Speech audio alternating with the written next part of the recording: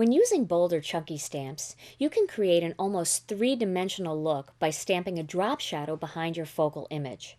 Let me show you how quick and easy this is to do. Here are the tools and products you're going to need.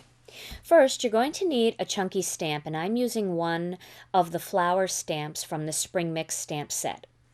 Then you're going to need a lighter ink and a darker ink, and I am combining the Summer Sky and the Tuxedo Black in Memento ink. Then I've created an imaging sheet using my Stamp-A-Majig for perfect placement. And then I have a piece of white cardstock, and this is what I'm going to stamp my focal image on. I stamped the border first using one of the stamps from the Spring Mix stamp set, and then I cut it out using one of the large Nestability Classic ovals. Okay, so to begin, I'm going to just tape this down onto my place here so that it doesn't move around as I'm stamping it, and that'll just pull right back up. I'm going to create my drop shadow by inking up my stamp using some of the Memento Summer Sky ink. So I'm just tapping it right onto the rubber. And there really isn't any reason why I chose to use dewdrops over full-size pads. They just happen to be close by, and that's what I grabbed. Okay, so this will be the first layer that I'm going to lay down, and I'm going to do that using an imaging sheet for perfect placement. So that is exactly where I want my flowers.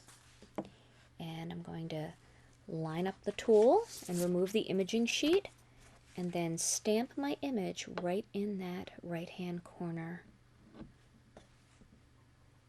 Like that. Okay, and you can see there now I have a beautiful pale blue image.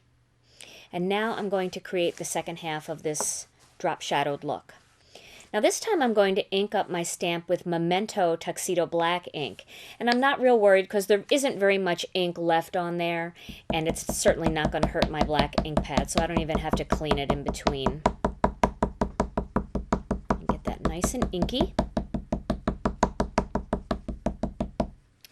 Now for this step, you want to make sure when you line up your image that you stagger it just a little bit to the side so you're still able to see the blue peeking out behind it. Like that. And then replace your tool and remove the imaging sheet and stamp your image.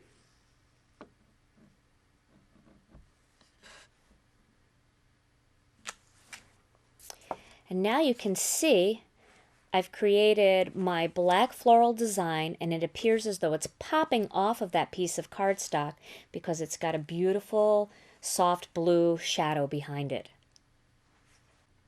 The drop shadow technique works best with bold images and bold greetings. Try the drop shadow technique on your next project and watch that image pop right off the cardstock.